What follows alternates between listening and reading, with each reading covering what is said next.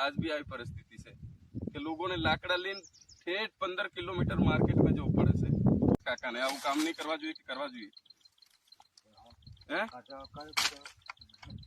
પણ પૈસા મળતા है सरकार द्वारा तो પછી આ શું કા કરે આવું